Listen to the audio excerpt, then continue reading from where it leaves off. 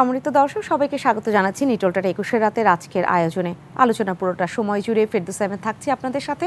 এবং আজকে যে বিষয়টি নিয়ে আলোচনা করছি, শুরুতেই জানিয়ে দিতে চাই, বাংলাদেশ থেকে যে অর্থ পাচার হয় এবং বিশেষ করে আমরা তো মানি লন্ডারিং এই শব্দটাই বেশি ব্যবহার করি, সেই মানি লন্ডারিংয়ের কারণে বাংলাদেশের যে সমস্ত ক্ষতি দেখা দিচ্ছে, বিশেষ করে অর্থনীতিতে যে ধরনের ঝুঁকি তৈরি হচ্ছে, অর্থনীতির বড় শত্রু বলে থাকছি এখন আমরা, সেই জায়গায় কোনো হিসেব নেই কতটা অর্থ পাচার হচ্ছে বা টাকা পাচার হচ্ছে। সংখ্যাটা বিভিন্ন বছরে বিভিন্নভাবে দেখানো হয়েছে। যদি বলি 2020 সালে এটা দেখানো বা 15 সালে দেখানো হয়েছিল 50,000 কোটি টাকা, 2022 সালে দেখানো হয়েছিল এটা 74,000 কোটি টাকা, কিন্তু সেটা তো কোনো সুনির্দিষ্ট তথ্য নয়। কারণ সুনির্দিষ্ট তথ্য কতটা রয়েছে সেটাও আমরা বলতে পারছি না যে কী পরিমাণ টাকা আসলে দেশ থেকে চলে যাচ্ছে বিদেশে। পাশাপাশি আমাদের দেশে যারা বিদেশ থেকে রেমিটেন্স পাঠাচ্ছে সেই ক্ষেত্রেও দেখা যায় অন্যভাবে আবার সেই টাকাটাও পাচার হচ্ছে। কারণ হুন্ডির মাধ্যমে পাঠালে সেখানে একটি বড় ব্যাপার হচ্ছে, ওভার ভয়েসিংয়ের মাধ্যমে টাকা পাচার হচ্ছে। টাকা পাচারেরও নানা কৌশল রয়েছে, কিন্তু বলা হয় এই টাকা যদি ফিরিয়ে আনা যেত বা এই পাচার বন্ধ করা যেত তাহলে আমাদের বাজেটে অনেক বেশি ভালো হতো, বাজেটের উপর চাপ কমে যেত। কিন্তু সামনে আবারও নতুন একটি অর্থবছরের যে আসন্ন বাজেট সেটা ঘোষণা করা হবে, সেই প্রস্তাবিত বাজেটে আবারও দেখা যাবে যে কোনো ধরনের প্রস্তাব রয়েছে কি না। কারণ এর আগেও আমরা দেখেছি যে যারা অর্থ পাচার করেছে তাদেরকে বিশেষ সুবিধা দেওয়া হয়েছে, যে প্রশ্ন তোলা হবে না যদি টাকা ফিরিয়ে আনা হয়, 7% এই কর দিয়ে তারা এটাকে বৈধ করে নিতে পারবে। এত সুযোগ সুবিধার পরও টাকা কি বাড়ছে না, বরঞ্চ আমরা গণমাধ্যমে দেখি যে কোন দেশগুলোতে টাকা পাচারের সংখ্যা বেশি, কারা বেশি পাচার করছে, কিভাবে পাচার করছে, সেগুলোই শুধু গণমাধ্যমে শিরোনাম হচ্ছে। এই শিরোনাম এখনও আমরা খুঁজে পাইনি বড় আকারে যে এত টাকা বাংলাদেশে ফেরত এসেছে বা অবৈধ টাকাকে বৈধ করা হয়েছে। হয়তো সেই আশা নিয়েই আমরা আজকের আলোচনাটা শুরু করছি। আজকে যাদেরকে পেয়েছি আমি শুরুতেই আপনাদের সাথে আলাপ করিয়ে দেব। আমাদের মাঝে উপস্থিত হয়েছেন ডক্টর খান সরফরাজ আলী, প্রশিক্ষণ ও মানব সম্পদ উন্নয়ন বিশেষজ্ঞ। সর্বডানে রয়েছেন খুরশিদ আলম খান, আইনজীবী, দুদক। আপনাদের দুজনকে স্বাগত জানাচ্ছি আজকের আয়োজনে। খুরশিদ আলম খান, আপনার কাছ থেকে একটু তথ্য জানতে চাই। কতটা এই তথ্য রয়েছে যে সুনির্দিষ্ট তথ্য আমরা পাই না, কিন্তু আপনার কাছে কতটা তথ্য রয়েছে, কি পরিমাণ যদি বলি 2023-24 অর্থ বছরে টাকা পাচারের পরিমাণটা? জি, আপনাকে ধন্যবাদ। দেখুন, সুনির্দিষ্ট তথ্য তো আসলে কেউ দেয় না। যারা বলছে 20,000 কোটি টাকা পাচার হয়েছে, 17,000 কোটি, 74,000 কোটি, ওনাদের সোর্সটাও কিন্তু ওনারা দিচ্ছে না। কাজে এটা বলা অত্যন্ত কঠিন ব্যাপার। আর দুর্নীতি দমন কমিশন বা সিআইডি মানি লন্ডারিংয়ের যে অপরাধের বিচারগুলি করে, অনুসন্ধান, ইনভেস্টিগেশন, ট্রায়াল, সেগুলো তো আসলে টাকা যখন পাচার হয়ে যায়, অপরাধ হয়ে যায় তখন। এর আগে তো বলা খুব মুশকিল। এর আগে কখনো সিআইডির কাছেও আসে না, দুদকের কাছেও আসে না। এটা আসলে মনিটর করে বাংলাদেশ ব্যাংকের BFI, Bangladesh financial intelligence unit, ওনারা আর্থিক অপরাধের গোয়েন্দা সংস্থা হিসেবে কাজ করে। ওনারা ডেটা কালেকশন করে ওনারা যেটা মনে করে যাকে দেওয়া বেটার হবে তাকে দিয়ে দুদককে দিল। হুন্ডি রিলেটেড হলে এটা সিআইডিকে অর্পণ করে, সিআইডি অনুসন্ধান করে, তদন্ত করে, তারপরে মামলা শুরু করে। কিন্তু কথা হলো কী পরিমাণ টাকা পাচার হচ্ছে এটা এক্স্যাক্টলি কেউ বলতে পারবে না, এটা কারো পক্ষই সম্ভব না। তবে আমাদের একটা সাধারণ প্রেডিকশন যে টাকা পাচার হচ্ছে। এই যে আপনি কথাটা বলছেন রেমিটেন্স আসছে, এই এপ্রিল মাসে রেমিটেন্স অনেক কিছু বাড়ছে, অনেক পরিমাণ বাড়ছে বিকজ অফ ঈদ ফেস্টিভ্যাল ছিল। হয়তো জুন মাসেও বাড়তে পারে বিকজ ঈদুল আজহা আছে। কিন্তু বাকি 10 মাস রেমিটেন্সের এই হারটা কত, এটা কিন্তু ডিটারমাইন করা খুব ডিফিকাল্ট। এটা দেখবেন যে নামতে থাকবে। এখন রেমিটেন্স কম আসছে, আপনি যে বললেন ওভার ইনভয়েসিং বা হুন্ডি করে পাঠাচ্ছে। এখন যেই দেশে বাংলাদেশের কোনো যোগাযোগ নাই বা যেইখানে বাংলাদেশি শ্রমিক কাজ করে, তার ফ্যামিলি তার টাকার আশায় বসে আছে, সে তো রেমিটেন্সে যাক আর হুন্ডিতে যাক, তার বিবেচ্য বিষয় কিন্তু সেটা না। তার বিবেচ্য বিষয় হলো কত তাড়াতাড়ি আমার ফ্যামিলি আমার টাকাটা পাবে, তাদের ঘর সংসার চালাতে পারবে। ঈদ আসলে জামা কাপড় কিনবে, আপনার ঈদুল আজহা আসলে হয়তো গরু খাসি কিনবে, ওদের মাথায় থাকে সেটা। আপনি যেভাবে চিন্তা করি, বাংলাদেশে যারা একদম খাঁটি শ্রমিক, যাদের পয়সায় আমরা চলি, তারা কিন্তু ওইভাবে চিন্তা করার তাদের সুযোগ নাই। তারা তড়িৎ কিভাবে টাকাটা আমার দেশে, আমার আত্মীয় স্বজনের কাছে, আমার ওয়াইফের কাছে, আমার ফ্যামিলির কাছে পৌঁছাবে। এখন সেখানে অবভিয়াসলি তারা হুন্ডির প্রসেস নেই। এমন অনেক দেশ আছে যেখানে বাংলাদেশ ব্যাংকের কোনো শাখা নাই, বাংলাদেশের এমবিসি থাকলেও হাজার হাজার মাইল দূরে, শত শত মাইল দূরে, তারা একমাত্র হুন্ডি ছাড়া তো সম্ভব না। একমাত্র কাতার থেকে টাকা আসছে বৈধভাবে, সৌদি আরব থেকে আসছে, আরব আমিরাত থেকেও আসছে। তো সেখানেও কিন্তু হুন্ডির প্রচলন আছে, শুধু কাতার ছাড়া। এখন পৃথিবীতে খুব কম দেশই আছে যেখানে বাংলাদেশি নাই, বাঙালি বা বাংলাদেশি নাই। এবং প্রত্যেকটা বাঙালি বা বাংলাদেশি চায় আমার টাকা যেটা পাঠালাম এখান থেকে 2টো টাকা যদি আমার সরকার পায় তাহলে আমার সরকারের উন্নয়ন হবে, আমার দেশের উন্নয়ন হবে। কিন্তু সে তো ওটা পারছে না, বিকজ অফ স্ট্রাকচারাল তার কোনো ইয়ে নাই, আপনার মনিটরিং কী বলে যে ইনস্টিটিউশন নাই। তাকে তো একটা লজিস্টিক সাপোর্ট দিতে হবে। টাকাটা কীভাবে পাঠাবে? আপনি বোতসোয়ানাতে মানে ধরেন চাকরি করেন, বোতসোয়ানাতে আমাদের অনেক দেশ বাংলাদেশি আছে, হ্যাঁ, সেখান থেকে যখন টাকা পাঠাবেন আপনি কিভাবে পাঠাবেন? অ্যাকসেপ্ট হুন্ডি না, যে সমস্ত দেশে নেই আপনি বললেন যে সেরকম লজিস্টিক সাপোর্ট যদি না থাকে তারা হুন্ডির মাধ্যমে পাঠাচ্ছেন।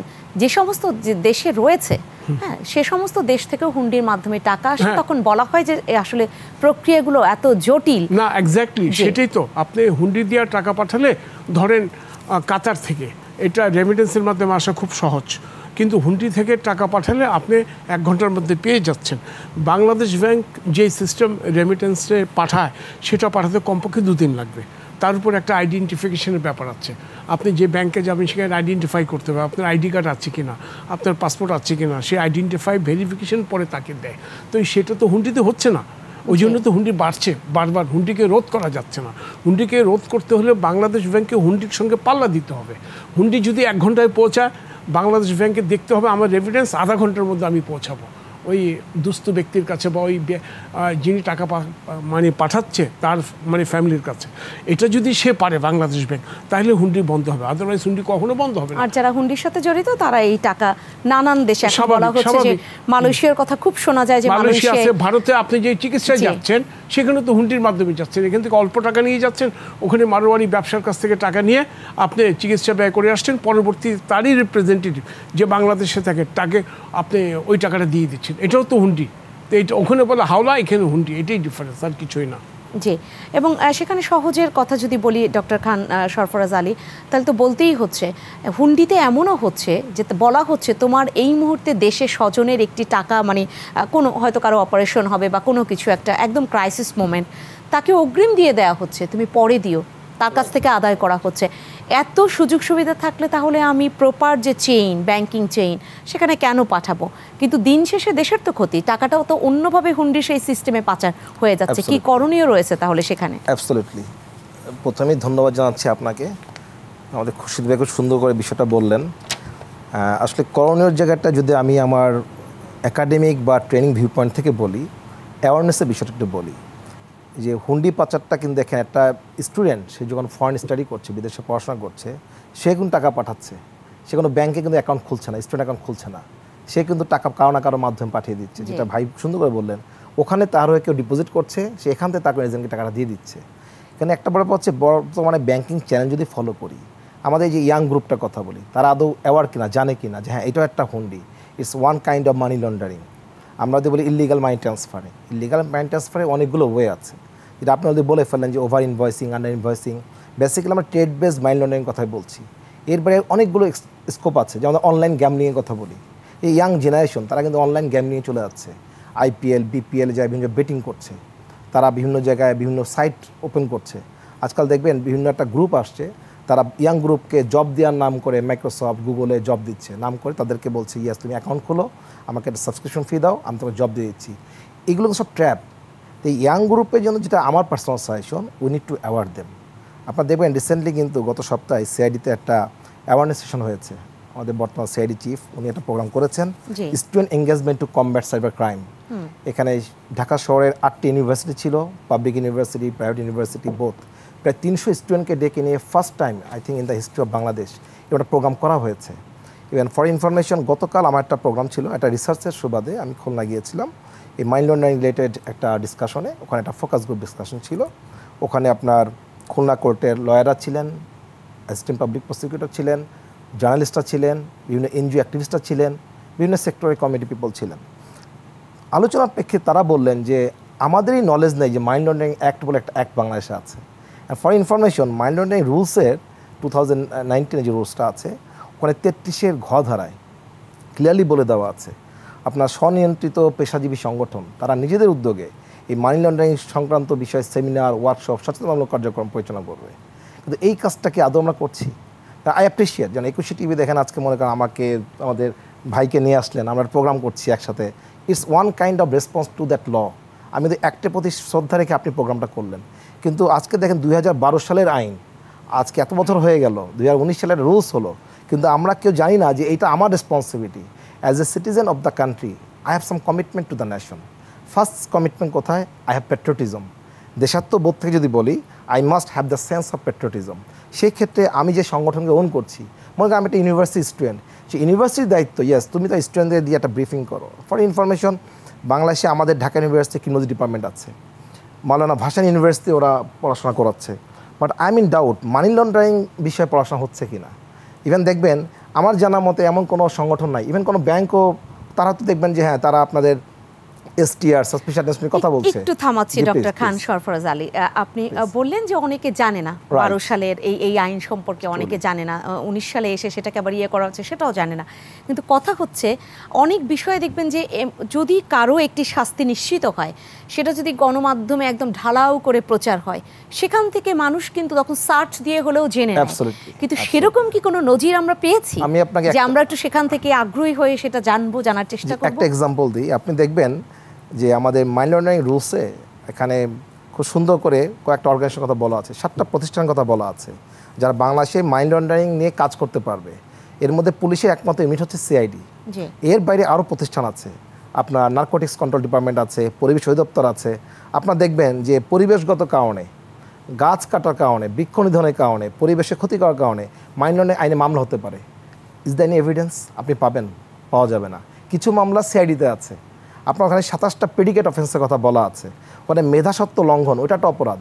যৌতুকের কথা বলা আছে, বাংলাদেশে একটা এক্সাম্পল পাবেন যে যৌতুকের কারণে মানি লন্ডারিং মামলা হয়েছে, পাবেন না। বাট আমরা দেখতে পাই এরকম ক্রিমিনালও আছে যে বিভিন্ন জায়গায় বিভিন্ন নামে বিয়ে করছে, যৌতুক নিচ্ছে, এবার সে দেখবেন মানি লন্ডারিং করছে, তার টাকা বাংলাদেশে নেই, হয়তো অন্য কোথাও চলে যাচ্ছে, তার একটা অন্য কোথাও উপায় ইন্টিগ্রেশন হয়ে যাচ্ছে, কিন্তু আপনি এক্সাম্পলটা পাবেন না যেটা আপনি বলেন। I do agree. তো আমাদের কাজটা হচ্ছে এই অ্যাওয়ারনেসটা তৈরি করা। আজকে যদি মনে করেন আমি যদি আমার প্রত্যেকটা পুলিশের যত ইউনিট আছে প্রত্যেক ইউনিট অফিসারদেরকে বলি, ইয়েস যদি এরকম একটা কেস পাও, এটা মানি লন্ডারিং কনভার্ট করা যায় কিনা দেখো, সিআইডির সহযোগিতা নাও। আর এটা হচ্ছে যে আপনি দেখবেন যে আমাদের বাংলাদেশ পুলিশ একাডেমি, ওখানে কিন্তু আমরা পুলিশ অফিসার ট্রেনিং দিচ্ছি, ওখানে কিন্তু এই আইনটা আসতে হবে। তারা কি পরামর্শ দিয়ে থাকেন, আইনি যে পরামর্শ? ডেফিনেটলি তারা পরামর্শ দিচ্ছেন। আমি এটাই বলছি তাদেরকে জানতে হবে আইনটা, ওখানে আমার আইনটা ইন্ট্রোডিউস করতে হবে, সিলেবাস আসতে হবে। আমি জানি না, যেমন আমি অন্য একটি আইন দিয়ে উদাহরণ দিচ্ছি, নারী শিশু নির্যাতন আইন।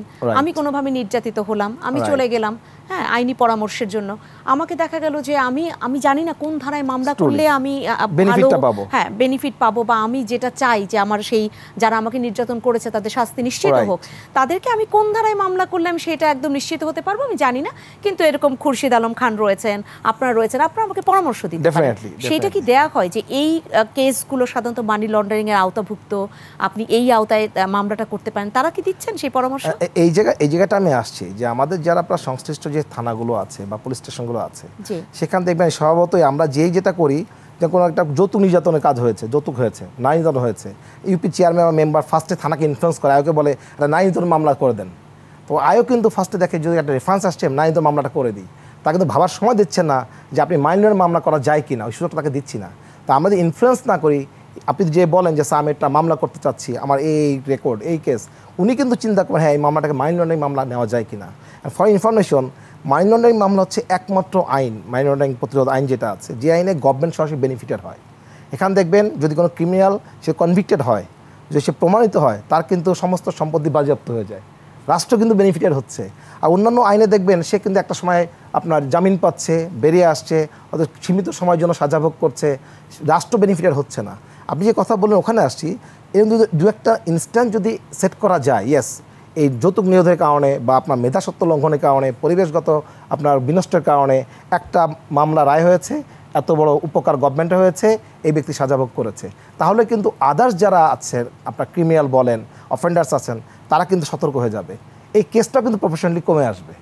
আমি মূলত এই অ্যাওয়ারনেসের কথাটা বলছি। জি, আপনি এই অ্যাওয়ারনেসের কথা বলছেন, নিঃসন্দেহে আপনার কাছে আবার আসবো খুরশিদ আলম খান। আপনার কাছে আসি, মানি লন্ডারিং আইন যখন নোবেল জয়ী ডক্টর মোহাম্মদ ইউনূসের বিরুদ্ধে মানি লন্ডারিং আইন হয়, মানুষ কিন্তু একটু ভাবতে শুরু করে এরকম মানুষও কিন্তু পার পাচ্ছে না, আইনের আওতায় তাকে নিয়ে আসা হচ্ছে। কিন্তু সেরকম উদাহরণ আর কয়টা আছে বাংলাদেশে, বা আপনারা কতটা, যে পরামর্শের কথা বললাম সেটাও একটু জানতে চাই, কতটা দিয়ে থাকেন? জি দেখুন, খান সরফরাজ সাহেব মানে 2012 সনের আইনের কথা বললেন, কিন্তু মানি লন্ডারিং আইন প্রথম বাংলাদেশে আসে 2002 সনে। হ্যাঁ, মানি লন্ডারিং আইন 2002, তারপরে আসে 2008 সনে অর্ডিন্যান্স, তারপরে 2009 সনে আইন আসে। হ্যাঁ, আবার অর্ডিন্যান্সটা করে, তারপরে 2009-এ কিছু ঘাটতি ছিল, সেই জন্য আবার সরকার পার্লামেন্ট এটাকে 2012-তে আইন করলো, আর 15 সনে অ্যামেন্ডমেন্ট করলো। উনি যে খান সাহেব যেই ইয়ের কথা বললেন, সিআইডি ক্ষমতা পেল 2015 সনের আইনের আওতায়, আর বিএফআইউর স্ট্যাটাসটা, লিগাল স্ট্যাটাস হলো 2015 সনের আওতায়। এর আগে ছিল FIU, financial intelligence unit, Bangladesh ব্যাংকের অধীনে একটা ডিপার্টমেন্ট, কিন্তু বিএফআইইউ আইনে একটা কাঠামো পেল 2015 সনে। এখন আপনি যেটা বলছেন ডক্টর ইউনূস, এটা তো সাবজুডিস ম্যাটার, আমার কমেন্ট করা ঠিক হবে না, বিচারাধীন বিষয়, অভিযোগ গঠনের। না, আমরা আজকে সেই প্রসঙ্গে কথাও বলবো না, আমি বলেছি যে জনসম্মুখে এসেছে বিষয়টা, আসছে। যেমন এই যে আপনারা হয়তো জেনেছেন, ডিআইজি মিজানের সাজা হয়েছে মানি লন্ডারিংয়ে। ডিআইজি মিজান সাজা হাইকোর্ট পর্যন্ত বহাল থেকেছে মানি লন্ডারিংয়ে। পদ্মা ব্যাংকের বাবুল চিশতি, ওনার সাজা হয়েছে, ওনার ছেলের সাজা হয়েছে, ওনার সেটাও মানি লন্ডারিংয়ে। তারেক রহমানের সাজা হয়েছে, সাজা এখন উনি পলাতক, সেটাও আপনার ইয়েতে মানি লন্ডারিংয়ে। কাজে এই ধরনের মানি লন্ডারিংয়ের অজস্র উপাদান আছে। আরাফাত রহমান কোকো, ইসমাইল হোসেন সাইমন, দুজনে অ্যাবসকন্ডিং ছিল, তাদের সাজা হয়েছে, তারা কোনো আপিল করে নাই, তখন তারা অ্যাবসকন্ডিং ছিল, সেটাও কিন্তু মানি লন্ডারিংয়ের। কাজে মানি লন্ডারিংয়ের অনেকগুলোই মামলাই হচ্ছে। হ্যাঁ, এখন দুর্নীতি দমন কমিশনের একটা সাকসেস আছে, ও দুর্নীতি দমন কমিশন যে মানি লন্ডারিংয়ের মামলাগুলি করেছে তার সফল কিন্তু তারা শতভাগ, মানে 100% কেসে কনভিকশন হয়েছে।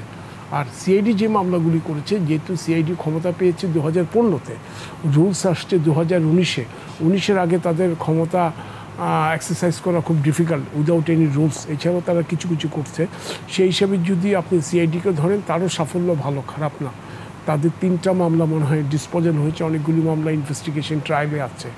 সিআইডির যেটা গ্যাপ, তাদের কম্পিটেন্ট লয়ার নাই, লয়ারের জন্য মনে হয় তারা একটা স্টেপ নিয়েছে, হয়তো কিছুদিনের মধ্যে হয়ে যাবে। যদি দুদকের মতো একটা সেপারেট প্রসিকিউশন ইউনিট লয়ারদের থাকতো সিআইডিতে, তাহলে সিআইডির সফলতা আরও অনেক বাড়ত। সিআইডি কিন্তু আপনার মোবাইল ফাইন্যান্সিংয়ে বা হুন্ডি রিলেটেড ইনভেস্টিগেশনে প্রচুর টাকা জব্দ করছে। আপনি 75,000 কোটি টাকা বললেন না, ঠিক আমার মনে হয় এই ধরনের সংখ্যা না হলেও কাছাকাছি টাকা তারা জব্দ করছে, এবং সেগুলি কিন্তু রাষ্ট্রীয় খাতে গেছে, আর রাষ্ট্রীয় তহবিলে এই টাকাটার হিসাব আছে, এর বাইরে তো আসলে হিসাব না। এর বাইরে আপনি হিসাব কিভাবে রাখবেন? আপনার সোর্স কি? আপনি তো আমাকে বলছেন, আপনার তো কোনো ইনফরমেশন দিতে পারছেন না, বা যারা যে তথ্যপত্রের ভিত্তিতে আপনি এই খবরটা পাবলিশ করছেন তারাও তো সোর্সটা বলছে না, তারা ব্যক্তির নাম বলছেন না। সবাই যদি অঙ্কটা বলেন আর মুখে যদি আঁটি দেওয়া থাকেন, আমি নাম বলবো না, তাহলে আমরা জানবো কীভাবে? আমার প্রসিকিউশন করতে হলে আমাকে ফার্স্ট অফ অল অফেন্সটা ডিটেকশন করতে হবে, অফেন্স ডিটেকশনের পরে পার্সনকে ডিটেকশন করতে হবে। যে কোনো ক্রিমিনাল ইনভেস্টিগেশন, মানি লন্ডারিং বলেন, মার্ডার বলেন, নার্কোটিক্স বলেন, নারী নির্যাতন বলেন, সবচেয়ে ডিটেকশন যদি আপনি করতে না পারেন, কোনো ইনভেস্টিগেশন সাকসেসফুল হবে না। এবং এই বিষয়টা একটু বিস্তর আলোচনা করব, কিন্তু সেটা আমি পরে করব। আমি এখন যে বিষয়টা জানতে চাই সেটা হচ্ছে যে মানি লন্ডারিং আইন, আপনি এই আইনের আওতায় যাদেরকে আনা হয়েছে, বা বিভিন্ন সময় আমরা বাংলাদেশে যেটা দেখেছি, তার সাথে আরেকটি আলোচনা কিন্তু জুড়ে দেওয়া হয় সব সময়, যে মানি লন্ডারিং আইনটা তখনই আমরা কার্যকর হতে দেখি যার পেছনে একটা রাজনৈতিক উদ্দেশ্য থাকে, সেখান থেকে তাদের বিরুদ্ধে সেই আইনগুলি অনেক বেশি নাড়াচাড়া দিয়ে ওঠে, সেই মামলাগুলি, বাকি কেন জানি হয় না। অর্থাৎ সরকার পরিবর্তনের সাথে এখানে একটা জুড়ে দেয়া হয়, এই আলোচনাটা কতটা যৌক্তিক? না, দেখুন, সর্বশেষ মানি লন্ডারিং আইন আসছে 2012-তে, আজকে 2024 সাল, তো সরকার তো কোনো পরিবর্তন হয়নি না, এর মাঝখানে হয়নি, কিন্তু এর আগের আমি বোধহয় আপনাকে বোঝাতে পেরেছি, আমিও বুঝতে পেরেছি যে তাদের মামলাগুলোই নাড়াচাড়া করা হচ্ছে। আপনার কথা হলো শুধু সরকার দলীয় কাউকে আপনি ধরছেন না, অপোজিশন ধরছেন। ব্যবসায়ীরা তো অপোজিশন না, ব্যবসায়ীরা সিভিল সার্ভেন্ট, ব্যুরোক্র্যাট, তারা তো অপোজিশন। ব্যবসায়ীদের মধ্যে এক ধরনের ভাগ করা হয়, তাদের মধ্যেও আমি যদি ব্যবসায়ী বলি, আমি যদি শিক্ষক বলি, আজকালকে সব জায়গায় একটা বা সাংবাদিক বলি, একটা পন্থী জুড়ে দেওয়া হয়, এই পন্থী ওই পন্থী, সেখান থেকে এক ধরনের পক্ষপাত দুষ্ট হয়। দেখুন মানি লন্ডারিং যে মামলাগুলো হচ্ছে তার ম্যাক্সিমাম ধরেন আপনার এমবেজলমেন্ট, হ্যাঁ, টাকা ব্যাংক থেকে ঋণ নিয়ে আর ঋণটা পরিশোধ করে না, সেটা লন্ডারিং করে ওভার ইনভয়েসিং, আন্ডার ইনভয়েসিংয়ের মাধ্যমে বিদেশে পাচার করে দিচ্ছে। তো এই টাকাটা কারা নিচ্ছে? ব্যবসায়ীরা তো নিচ্ছে, সরকার তো এটা মানে লোন নিচ্ছে না বা সরকারের কোনো পক্ষ নিচ্ছে না, সেই ব্যবসায়ী নিচ্ছে কার সঙ্গে? In connivance with bank officials.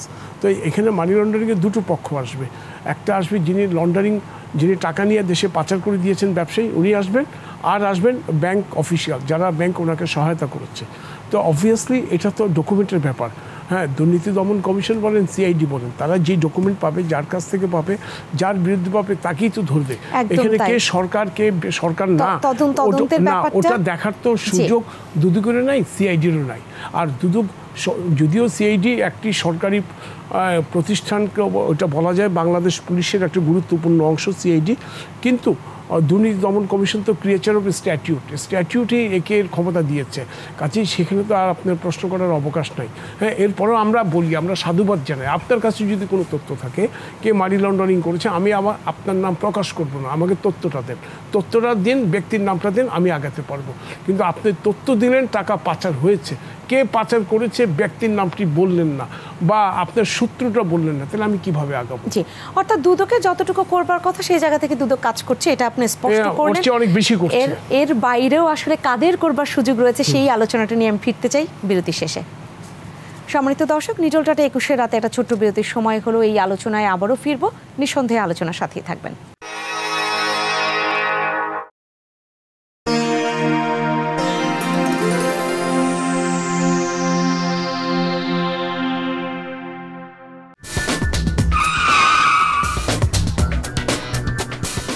আবারও ফিরে এলাম নিটল টাটা 21 রাতের আজকের এই আয়োজনে, এবং আজ আমরা কথা বলছি মানি লন্ডারিং আমাদের বাংলাদেশের অর্থনীতির জন্য কতটা বড় শত্রু হয়ে দাঁড়িয়েছে, কতটা বড় ঝুঁকি তৈরি করছে। কারণ সামনে আবারও আমরা নতুন অর্থবছরের বাজেট পাবো, চলমান যে অর্থবছর, সেখানেও কিন্তু এই মানি লন্ডারিংয়ের প্রভাব অনেক বেশি দৃশ্যমান। কিন্তু কেনই জানি ঠেকানো যাচ্ছে না, এবং সুনির্দিষ্টভাবে বলাও যাচ্ছে না যে কত টাকা আসলে প্রতি বছর বিদেশে পাচার হচ্ছে, কিংবা এই পাচারের পরিমাণটা এক বছর থেকে আরেক বছরে বেড়েই চলেছে কিনা, সেই জায়গাটাও আমরা অনেক বেশি এখনও নিশ্চিত হতে পারিনি। কিন্তু এর সুবিধা যারা নিচ্ছে অবৈধভাবে, তারা কেনই জানি পার পেয়ে যাচ্ছে, এটুকু মোটামুটিভাবে নিশ্চিত হওয়া যায়। সেই আলোচনাটাই করছি আজকে নিটল টাটা 21 রাতে। ডক্টর খান সরফরাজ আলী, আপনার কাছেও আসতে চাই, দুদকের যতটুকু করবার কথা দুদক তার থেকে বেশিও করছে, যেটা বললেন খুরশিদ আলম খান। আর কাদের মানে এই এখানে কাজ করবার সুযোগ রয়েছে, নেপথ্যের লোকদেরকে বের করে আনার? ভেরি গুড, খুব চমৎকার একটা আপনার কোয়ারি। আপনি দেখবেন যে আমরা আসলে যে অফিসিয়ালি বলছি 7টা organisation, they are responsible, they are authorised to combat money laundering. আপনি দেখবেন যে বাংলাদেশে যাদেরকে আমরা যে সাসপেক্ট করছি বা যাদেরকে মোটামুটি আপনার আইনে আওতা আনা হয়েছে, কারো এগেনস্টে দেখবেন কারো নামে 8টা 10টা 12টা 20টা এনআইডি কার্ড পাওয়া যায়, মানে যার নামের কোনো ঠিক নাই। এই এনআইডি কার্ড দিয়ে সে কিন্তু একাধিক ব্যাঙ্ক অ্যাকাউন্ট ওপেন করছে। আপনি অবাক হবেন, আপনি আজকে চায়না যান, মালয়েশিয়া যান, যে কোনো ব্যাঙ্ক অ্যাকাউন্ট ওপেন করতে যান, it will take minimum 1 month to verify your papers, verify your legal identity. আর আমার দেশে হয় কি, যে কোনো ব্যাঙ্কে, আমাদের দেশে কিন্তু আমরা কী করি, যে according to the suggestion of BFIU, বিভিন্ন ব্যাঙ্ক কী করছে, suspicious transaction report, cash transaction report, এগুলো তারা প্রোভাইড করছে। But when you are going to open an account, এই সময় একটা ব্যক্তিকে পুরো জাজ করা, তার অ্যাকাউন্ট ভ্যালিডিটি, তার আইডেন্টিটি, আমরা কিন্তু কতটুকু করছি, সাকসেসফুল করছে কিনা। এক হচ্ছে একটা মানুষের 8টা আইডি কার্ড কীভাবে হয়, এক্ষেত্রে যারা এনআইডি কার্ড দিচ্ছি সেই রেসপন্সিবিলিটি তাদের নিতে হবে। সেখানে হচ্ছে যে ব্যাংক একটা মানুষের অ্যাকাউন্ট ওপেন করলেন, একই ব্যক্তির একই দিনে 2টো অ্যাকাউন্ট কীভাবে ওপেন হয়, এটা ভেরিফিকেশন ব্যাপার আছে। আবার দেখবেন যে একই সময় একই ব্যক্তির 3টা অ্যাকাউন্টে টাকা ঢুকছে, টাকা বেরিয়ে যাচ্ছে, অথচ আমরা সবসময় শুনি ব্যাংকিং আমাদের আরো জটিল করে রেখেছে। বিষয়টা হচ্ছে দেখেন, এক হচ্ছে যেটা বলুন civil sense first, as a citizen of the country. আমি যেন ব্যাংকের অফিসিয়াল, আমার রেসপন্সিবিলিটি যে আমি যে লোকটা আসলেন, কারো রেফারেন্সে আসছেন, তার অ্যাকাউন্ট ওপেন করে let me have some time. এটা তো আমার জব রেসপন্সিবিলিটি পার্ট, কিন্তু যে আমি তার অ্যাকাউন্ট ওপেন করবো, তার আইডি কার্ড চেক করবো, প্রয়োজনে এনআইডি কার্ড আমি ভেরিফাই করবেন। ভেরিফাই করা ইজি, আপনি ইজিলি ভেরিফাই করতে পারেন এই লোকটা সেই লোক কিনা, তার ছবি আইডেন্টি ইজি করা যায়। আমরা না করেই কিন্তু অ্যাকাউন্ট নাম্বার দিয়ে সে ট্রানজ্যাকশন করছে, টাকা চলে যাচ্ছে, পরের দিন দেখবেন তার অ্যাকাউন্টে 2 লাখ টাকা নাই, 20 লাখ টাকা নাই। এই যে ট্রানজ্যাকশনগুলো করছি, আমি এই জন্য একটা কথা বলতে চাচ্ছিলাম যে অ্যাওয়ারনেসের বিকল্প নেই। আজকে দেখবেন যে আমরা কমিউনিটি অ্যাওয়ারনেস, কমিউনিটি এঙ্গেজমেন্টের কথা কেন বলছি, আমাদের মসজিদে কিন্তু প্রতি জুম্মায় আমরা খুতবা দিচ্ছি, আর আমরা যারা মুসলিম আমরা কিন্তু যে ইমাম সাহেবের কথা শুনি, একটা খুতবায় কি বলা হচ্ছে যে আপনি ইললিগাল মাইন্ড ট্রান্সফারটা করবেন না, অনলাইন গ্যামলিংয়ে যাবেন না, ইয়াং সোসাইটি যারা আছো তোমরা রাত জেগে অনলাইন সাইট ভিজিট করবা না, বা এই যে আমরা বলি যে মিথ্যা বলা হারাম, একবারও কি বলছি যে মানি লন্ডারিংটা নিষেধ। তা আমাদের কিন্তু এই কমিউনিটি এঙ্গেজমেন্টের মধ্যে এই গ্রুপটাকে আনতে হবে। এই যে বললাম এডুকেশনিস্ট যারা আছি আমরা, শিক্ষাবিদ যারা আছি, প্রত্যেক ইউনিভার্সিটির স্টুডেন্ট তো কেউ না কেউ দেখবেন তারা কিন্তু যে অবৈধ পন্থায় ট্যাপে পা দিচ্ছে, যে কথা বললাম। ইউনিভার্সিটিগুলোকে রেসপন্সিবিলিটি নিচ্ছি যে আমার স্টুডেন্টকে একটা অ্যাওয়ারনেস সেশন করি, তুমি online gambling, money laundering, illegal mind transfer কোনো কিছুর মধ্যে তোমরা যাবা না। এটা করলে এই কনসিকুয়েন্সটা হবে, তুমি লুজার হচ্ছ, তুমি ভিকটিম হচ্ছ, তোমার ফ্যামিলি ভিকটিম হচ্ছে, তোমার দেশ ক্ষতিগ্রস্ত হচ্ছে।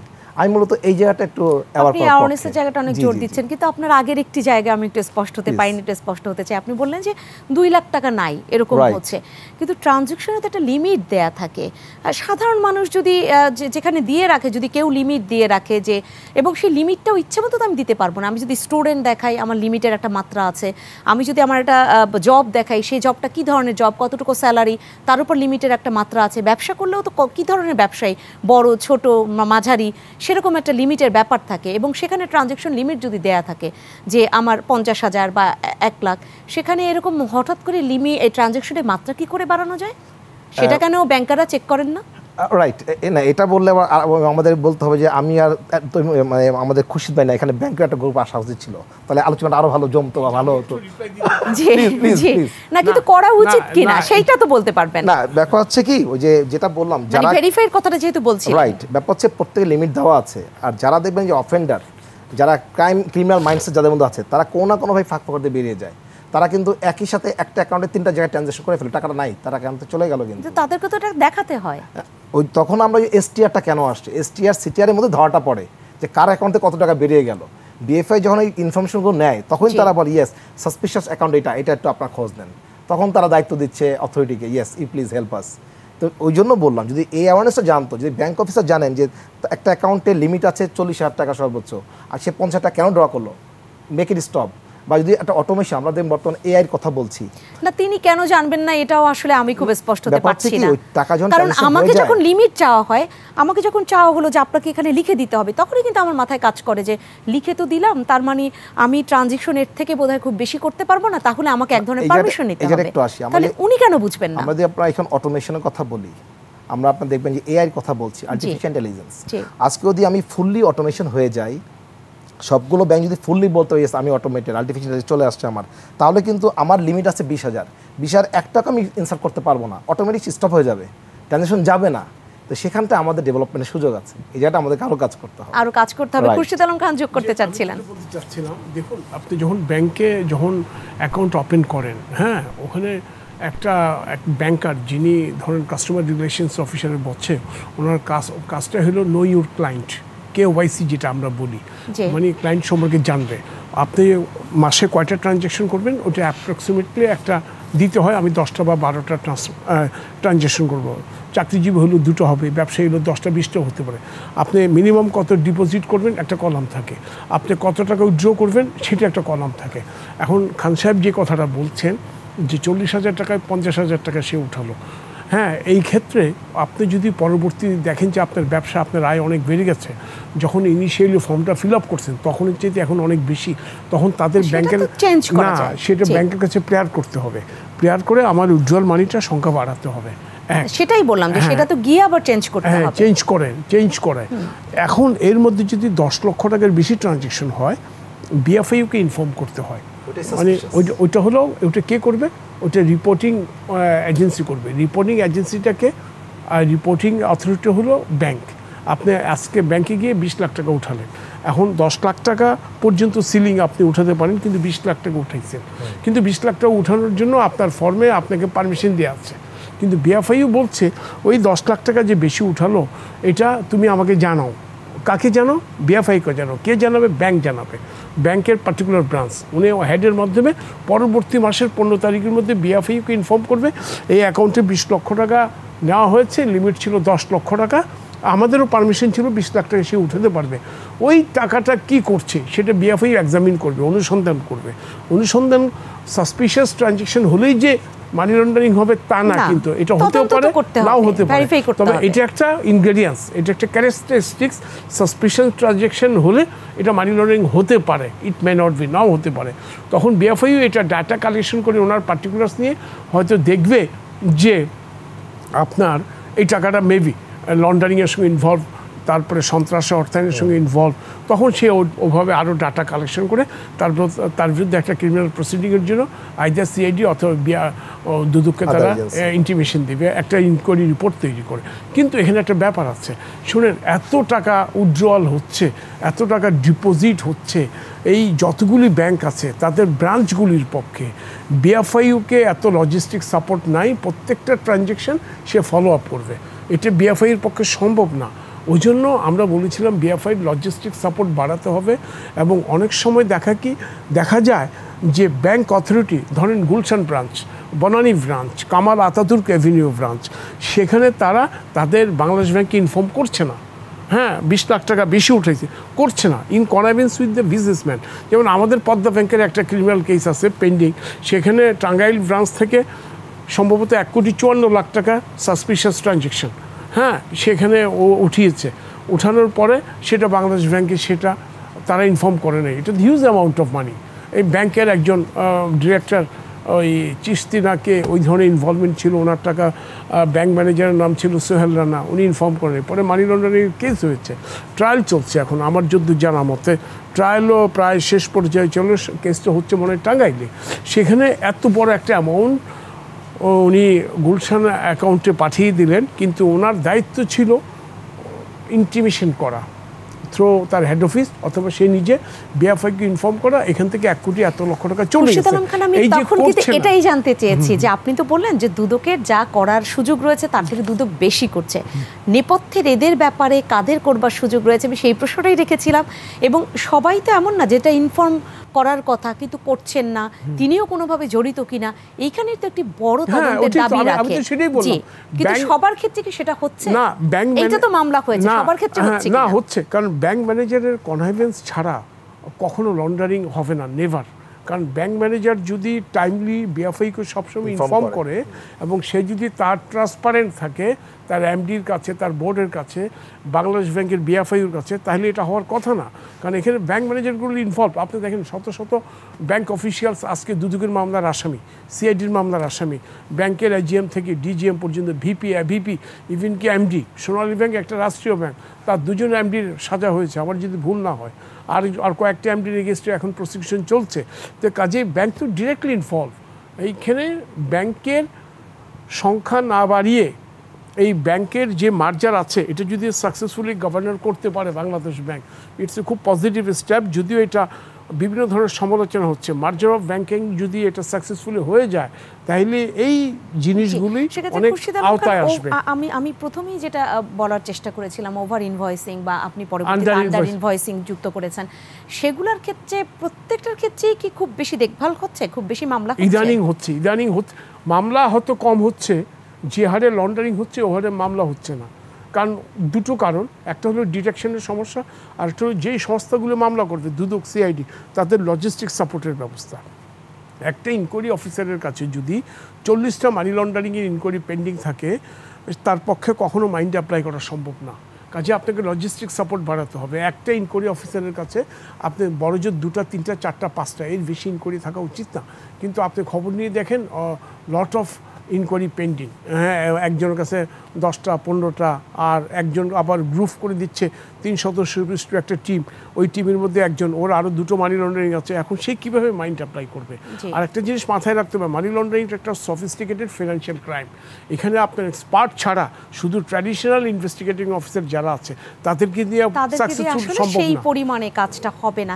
আমি ডক্টর খান সরফরাজ আলী আপনার কাছে আসতে চাই, ক্রিপ্টোকারেন্সি বিষয়টা শুনবো, কিন্তু তার আগে আমি এটুকু একটু জানতে চাই যে সমস্ত দেশ, আমাদের তো গণমাধ্যমে শিরোনাম হয় যে এই 10টি দেশ, শীর্ষ 10টি দেশ যাদের কাছে বাংলাদেশ থেকে বেশি পরিমাণে টাকা পাচার হয়, কিন্তু আমরা তাদের একদম পলিসি আলাদা, তারা সমস্ত ইনফরমেশন বাংলাদেশকে দিয়ে সাহায্য করবে এরকমটা আসলে তারা করেনও না। তারা শুধু স্বাগতই জানাতে থাকেন, সেটা বিশ্বের যে দেশ থেকেই আসুক। বিশেষ করে কিছু দেশ তো এরকম রয়েছে যাদের দেশে টাকা ঢুকলেই হলো, কিভাবে ঢোকে সেটা নিয়ে তারা অতটা বেশি চিন্তিত হয়ে ওঠেন না, আর তথ্য তো দিবেনই না। কি করণীয় রয়েছে সেই জায়গাগুলোতে? আমি তার আগে একটু কথা বলি। আপনার যে কয়েকটা এজেন্সির কথা বলছেন যে বিহাইন্ড দ্য সিন আর কারা কারা রেসপন্সিবল, আপনি দেখবেন যেই প্রতিষ্ঠানের জন্য যে ট্রেড বেস মাইনের কথা বলি, TBML কথা বলি আমরা, যে লোকটা ট্রেড করছেন তার প্রোডাক্ট যে ট্রেড হবে, হ্যাঁ, একটা লাইসেন্স দিয়ে নিচ্ছেন, ট্রেড লাইসেন্স নিচ্ছেন, JRC নিচ্ছি আমরা, এখানেও দেখবেন অনেক অ্যানোমালিস আছে। লিগাল পেপার না দেখে কার কি বিজনেস না বুঝে আমি তো পারমিশন বা লাইসেন্স দিয়ে দিচ্ছি। তো এই স্টেক হোল্ডারদেরকে রেসপন্সিবল করতে হবে। আর আপনি যে কথাটা বলছেন, আপনি দেখবেন ওই যে খুশি ভাই বলেছেন একটু আগে, বাংলাদেশের বাইরে অনেক দেশের সাথে আমার কিন্তু মিউচুয়াল লিগাল অ্যাসিস্ট্যান্স ট্রিটিটা নাই, কিন্তু যার ফলে হয় কি আমরা চাইলেও ইনফরমেশন পেতে পাই না। যেমন আপনি যাচ্ছে মালয়েশিয়া যান, আমাদের যে BFR হেল্প নিয়ে, ফরেন মিনিস্ট্রি হেল্প নিয়ে ইনফরমেশন আনতে হচ্ছে। যদি আমরা এই জায়গায় স্ট্রং করতে পারি, বিশেষ করে যেসব দেশে মনে করেন যে আপনি 8টা বা 10টা বা 15-20টা আমি রেডিয়াসটা আরও বাড়িয়ে দিলাম, এই রেডিয়াসে আমার বাংলাদেশের ট্রানজ্যাকশন বেশি হচ্ছে। এই দেশগুলোর সাথে যদি আমরা একটা মিউচুয়াল অ্যাসিস্ট্যান্সটা বাড়াতে পারি, লিগাল এগ্রিমেন্টটা বাড়াতে পারি, ইয়েস, আমার যদি ইলিগাল ট্রানজ্যাকশন হয়, যদি সাসপিশিয়াস ট্রানজ্যাকশন হয়, প্লিজ লেট আস নো, তারা আমাদের ইনফর্ম করবে। এই বন্ডেজটা আমাদের প্রয়োজন। জি, দেশের নাম ধরে যদি একটু জানতে চাই, যুক্তরাষ্ট্র, কানাডা, সুইজারল্যান্ড, এটা আমাদের সাহায্য করছে? হোয়াট এভার, আমি এটা বলছি যে ব্যাপার হচ্ছে এক হচ্ছে আমাদের সেই আপনার রিলেশনশিপটা নাই, সেই ট্রিটি নাই, অ্যাগ্রিমেন্ট ট্রিটি না থাকার কারণে এই সুযোগটা আমরা নিতে পারছি না। যদি এইটাই স্ট্রং করতে পারি আমরা, আজকাল মনে করেন যে BFA উদ্যোগটা নিচ্ছে, কিন্তু চেষ্টা করছি। আপনি দেখবেন যে আমাদের মাইনল্যান্ডের রুলসের মধ্যে পিছনে কিন্তু অ্যানেক্সার দেওয়া আছে, লিগাল অ্যাসিস্ট্যান্স ট্রিটি ফর্মেটটা কী হবে তারা কিন্তু চেষ্টা করছে, কাজ করছি আমরা। তো আমার যেটা প্রয়োজন যে আপনার সবচেয়ে যেটা কথা আমি একটু খুশির কথা আসতে চাই, আমি কিন্তু অপরাধ নিয়ন্ত্রণের কথা বলছি। প্রিভেনশনের কথা আগেই চিন্তা করি, অপরাধ হবে না তার জন্য কি আমার AIটাকে এস্টাবলিশ করেন। বর্তমান ডিজিটাল যুগে আমাকে AIতে আসতে হবে। একটা ব্যাংক থেকে হোক, একটা মোবাইল থেকে হোক, MFS-এর কথা বলেন, ট্রানজ্যাকশন হওয়ার আগে আমার কাছে অ্যালার্ম চলে আসবে এবং একজন সাসপেক্টে অটোমেটিক সব ব্যাংক অ্যালার্ম দিয়ে দিবে, বেশ তার ট্রানজ্যাকশনটা রেড মার্কিং, তাকে দেখো he is that customer client. তো আমার সেই AI ইনফরমেশন যদি আমি ইন্ট্রোডিউস করতে পারি, আমার ব্যাংকিং সেক্টর বলেন, আমার মনে করেন ইমিগ্রেশন সেক্টর বলেন, যে কোন জায়গায় লোকজন পালিয়ে যেতে না পারে, সে যেন অ্যাটলিস্ট আপনার ক্রস চেকিং মধ্যে থাকে। ওই যে BFA অ্যালার্ট পেয়ে যাবে যে এতগুলো অফিসার, সে কখন রিপোর্ট দিবে, কখন দেখবো, ইটস হিউজ টাস্ক। অর্থাৎ প্রিঅ্যাক্টিভ মুডের জায়গায় আপনি দাঁড়াচ্ছেন। AI কন্ট্রোল নিয়ে আসেন, অটোমেটিকলি একটা ব্যাংকে যদি কেউ চেক সাবমিট করে অটোমেটিক চলে আসবে, ইয়েস এ তো চেক 8টা সাবমিট করেছে, আজকে স্টপ ইট। যদি বলে না সে অলরেডি 20,000 টাকা ড্র করেছে, আজকে টাকা দেওয়া যাবে না, মানে এই ইনফরমেশনটা একটা আমব্রেলার মধ্যে নিয়ে আসা, একটা টেকনোলজি আন্ডার নিয়ে আসা। এখানে কিন্তু BTRC রোল আছে। আপনি দেখবেন যে আমাদের আজকে যে ইলিগাল মানি ট্রান্সফার যে হচ্ছে আপনার অনলাইন গেমিংয়ের মাধ্যমে হচ্ছে, অনেকগুলো সাইট তারা VPN ওপেন করে ফেলে, একটা সাইট ক্লোজ করছে, আরেকটা সাইট ওপেন করে ফেলছে। একদম শেষের দিকে একটু ক্রিপ্টোকারেন্সির যেটা, এটা তো একটু জানতেই চাই। এটা তো একটা এই যে বিটকয়েন বা আরো লাইট কয়েন নানান মাধ্যমে, এইটা কিভাবে করা সম্ভব? না, এটা তো আপনি দেখবেন যে বাইন্যান্সের মাধ্যমে আজকে অনেকে অ্যাকাউন্ট ওপেন করে কাজগুলো করছে। এই জন্য আমি এখানে বললাম যে আমাদের BTRC-তে বড় রোল আছে এখানে। BTRC কিন্তু আমাদের যে আপনার ওয়েবসাইট ম্যানেজমেন্ট বলেন, এই যে বিভিন্ন সাইট ম্যানেজমেন্ট, বিভিন্ন অ্যাপস ম্যানেজমেন্ট, আপনি দেখবেন যে বাংলাদেশে অনেক অ্যাপস চলে আসছে, আমাদের আজকে সব উইন্ডো খোলা। না, রোল তো রয়েছেন, তারা করছেন না BTRC যেটা বললেন? Definitely they are trying, they are working, তাদের তো জব রেসপন্সিবিলিটি পার্ট এটা। আজকে মনে করেন যে আমরা যে 7-8টা এজেন্সির কথা বলছি, তারা তো রেসপন্সিবল। ব্যাপার হচ্ছে এই রেসপন্সিবিলিটি কার শোল্ডারে কতটুকু, এটা তো জাজমেন্টের বিষয়। তাহলে শুরুতে আপনার বলেছি, first of all as a human being, as a citizen of the country, I have to think about I am committed to my country. সেই কমিটমেন্টটা, সেই প্র্যাকটিস আমার মধ্যে আছে কিনা। As an individual I have to think about it. As an organization আমাকে চিন্তা করতে হবে, ইয়েস আমার রোলটা কি দিন শেষে। সবার আগে ডেফিনেটলি ওইটা তো সবার আগে। আপনি AI এর কথা বললেন, ওইটা তো যদি আপনি সেই দেশপ্রেমের জায়গায় যান, ওটা তো সবার আগে। ওটা আমার মধ্যে থাকলে তো আমি করতেই যাব না, আমি দেশের টাকা বাইরে কেন পাঠাবো? এই জন্য বলছি, দিন শেষে দেখবেন আমরা যে 7টা এজেন্সির কথা বলছি, তারা রেসপন্সিবল, নট দ্যাট আপনি সবগুলো এজেন্সিকে আপনার যেমন মনে করেন যে পারফরমেন্স রিপোর্ট জমা দিই, প্রত্যেক এমপ্লয়ি পারফরমেন্স রিপোর্ট জমা দিই, আপনার দেবে আপনার অর্গানাইজেশন পারফরমেন্স রিপোর্ট জমা দিচ্ছেন, শেয়ার করছি আমরা, অ্যানুয়াল পারফরমেন্স রিপোর্ট দিচ্ছি, প্রত্যেক অর্গানাইজেশনকে বলেন যে তোমার পারফরমেন্স রিপোর্ট কি দাও, আপনি BTRC-কে তোমার পারফরমেন্স রিপোর্ট দাও। নট অনলি তুমি কতগুলো লাইন দিলা, কতগুলো চ্যালেঞ্জ, নট দ্যাট, তুমি তোমার পারফরমেন্স বলো, তুমি এই প্রবলেম সলভ করার জন্য, এই ধরনের প্রবলেম সলভ করার জন্য কী স্টেপ নিয়েছো, এই যে কতগুলো সাইট ওপেন হয়েছে, VPN ওপেন হয়েছে, এটা অফ করার জন্য কী করেছো, এই যে বিটকয়েন বলেন বা ক্রিপ্টোকারেন্সি বলেন, এটা ডিলিংস বাংলাদেশ থেকে কেন হচ্ছে, তোমার মনিটরিং কি করে এক্স্যাক্টলি, কারণ হচ্ছে আমার শোল্ডারে কতটা আমার রেসপন্সিবিলিটি সেটা যেমন থাকে, আবার কেউ যদি এসে মনে না করিয়ে দেয় যে তোমার শোল্ডারে কিন্তু এই রেসপন্সিবিলিটি, তাহলে আমি হয়তো এটা আপনার ওই কেপিআই আন্ডার নিয়ে আসতো, তার একটা কেপিআই হবে। তোমার কেপিআই হচ্ছে এটা। আজকে সময় শেষ করতে হবে। খুরশিদ আলম খান, আপনাকে অল্প শুনে আমি শেষ করি। আমি ওই যে বললেন ক্রিপ্টোকারেন্সি, বিটকয়েন, এগুলি কিন্তু লন্ডারিং, স্পেসিফিক এগুলো লন্ডারিং। কারণ আপনি যে বাজারের মুদ্রাগুলি ছাড়ে, এটা বাংলাদেশ ব্যাংকের একটা লিগ্যাল অথরিটি লাগে। বাংলাদেশ ব্যাংক সার্কুলারের মাধ্যমে বলে দেওয়া হয় কোনটা বৈধ কোনটা বৈধ না। এখন পর্যন্ত যে সার্কুলার আছে, ক্রিপ্টোকয়েন নিষিদ্ধ, বিটকয়েন নিষিদ্ধ, এগুলি যদি কেউ করে এটা মানি লন্ডারিং হবে। আর সাইটগুলো বন্ধ করা খুব ডিফিকাল্ট, একটা সাইট বন্ধ হলে আরেকটা সাইট হয়ে যাচ্ছে। তো কাজে এই জায়গাগুলোও কিন্তু খুবই কঠিন ওভারকাম করা। তো আমার মনে হয় বাংলাদেশ ব্যাংকের বিএফআইইউ, দুদক, আর হলো সিআইডি, আর National Board of Revenue, Central Intelligence Cell, এরা জয়েন্টলি যদি ইনভেস্টিগেশন করে, জয়েন্ট ইনভেস্টিগেশনের প্রভিশনও আছে, যদিও ইনভেস্টিগেশনের দায়িত্ব বিএফআইইউর না, তারা শুধু অনুসন্ধান করে রিপোর্ট দেয়, কিন্তু ইনভেস্টিগেশনে যদি তারা টাচে থাকে, আমার মনে হয় খুব বেশি দূরে নাই যে আমরা মানি লন্ডারিংয়ে আরও সাকসেস হব। আর আপনি যেটা বললেন এমএলএআর, ভাই যেটা বললো মিউচুয়াল লিগ্যাল অ্যাসিস্ট্যান্ট রিকোয়েস্ট, এটা কিন্তু করছে, দুদক করছে, সিআইডিও করছে, কিন্তু সবসময় তাদের কাছে পজিটিভ রেসপন্স পাওয়া যায় না। আমি তাকে তথ্য চাচ্ছি, সে যত র্যাপিড তথ্য দিবে তত র্যাপিডলি আমার প্রসিকিউশনটা আমি ফাইল করতে পারবো। এমনও দেখা গেছে অনেকগুলি মামলা আছে based on mutual legal assistance রিকোয়েস্টের রিপোর্টের উপর, কিন্তু আমি রিপোর্ট না পেলে তো চার্জশিট দিতে পারছি না, ট্রায়াল লাগাতে পারছি না। ওই দেশ থেকে যদি আমাকে যদি পাওয়া না যায় তাহলে আমার পক্ষে সম্ভব হবে না, ইভেন কি চার্জশিটও আমি দিতে পারবো না। রিলেশনটাকে স্ট্রং করার কথা, রিলেশন ছাড়াও ওরা ওদের এজেন্সিগুলো সেই ইনফরমেশনটা পেতে হবে। ওরা যদি আবার ওইটা না পায় তাহলে ওরা কিভাবে দিবে আপনাকে? এখানে ট্র্যাকিংটা থাকতে হবে এবং ওই ব্যাপারে অত্যন্ত সিরিয়াস থাকতে হবে, তাহলে পাওয়া যায়। আমরা অনেকগুলো এমএলএআর পেয়েছি, এমএলএআর উপর ভিত্তি করে ট্রায়াল হয়েছে, সাজা হয়ে গেছে, এই ধরনের অনেক ইনস্ট্যান্স আছে। এমনও ইনস্ট্যান্স আছে আজকে 4, 5, 6 বছর এমএলএআরের রিপ্লাই আসে নাই, যার জন্য চার্জশিট দেওয়া যাচ্ছে না, এমনও ঘটনা আছে। জি, আসলে এখনো অনেক কিছু করবার রয়েছে। একদম সেই গোড়ায় হাত দিয়ে দেশপ্রেম জাগ্রত করা থেকে শুরু করে বাদবাকি যাদের দেশপ্রেম নাই মনে করিয়ে যাদের বাড়াতে হবে যে এটা তোমার দেশ, সেটা মনে করাবার ক্ষেত্রেও অনেক কাজ রয়েছে। আমাদের দেশ এবং না, যিনি পাঠাচ্ছে তাকে স্পেশালি মনে করিয়ে দেয় এটা তোমার দেশ, তোমাকে এটা করতে হবে। মানে তাকে যে একটা ওই ইসের মধ্যে হ্যাভ টু ডু ইট, এর মধ্যে তাকে বেঁধে ফেলা, সেই জায়গাটায় আসতে হবে। সেই জায়গায় হয়তো এই আলোচনা আরও নিটোলটা 21 রাতেও তুলতে হবে, করতে হবে সবার অ্যাওয়ারনেস বিল্ড আপের জন্য। আজকে শেষ করছি, অসংখ্য ধন্যবাদ জানাচ্ছি ডক্টর খান সরফরাজ আলী, খুরশিদ আলম খান, আপনাকে অসংখ্য ধন্যবাদ। সম্মানিত দর্শক, আপনাদেরকে অসংখ্য ধন্যবাদ। এই কথাগুলো বা এই আলোচনাগুলো করতে হয় কারণ সামনে যখন বলছিলাম একদম প্রারম্ভিক বক্তব্যে যে যখন আসন্ন বাজেট আসবে, আবার আমাদের জুনে সেই বাজেট অধিবেশন শুরু হবে, বাজেট বক্তব্য হবে, প্রস্তাবিত বাজেট পাবো আমরা নতুন অর্থ বছরের জন্য। সেই জায়গায় কিন্তু আমরা প্রায়ই দেখি যে রাজস্ব আহরণের লক্ষ্যমাত্রা নির্ধারণ করা হয়, ঘাটতিটা বড় শব্দ হয়ে দাঁড়ায় আমাদের জন্য। কিন্তু আমরা যদি এই মানি লন্ডারিং ঠেকাতে পারি তাহলে বোধহয় বাজেটে অনেক বেশি স্বস্তি আমরা পাবো, সেখান থেকে দেশের কাজেই তো সেটা ব্যয় হবে। এবং সব শেষে এই কথাটা আমাদের প্রত্যেকের ভাবতে হবে যে এই দেশটা আমাদের সবার, সেখানে এই দেশটার জন্য কিছু করতে হলে আমাদের সবাইকে করতে হবে। অন্য দেশে টাকা নিয়ে গিয়ে সে দেশে গিয়ে আশ্রয় নেওয়ার মধ্যে বোধহয় কোনো শান্তি কোনো দেশের সন্তানের মিলতে পারে না। সবাই ভালো থাকবেন, শুভরাত্রি।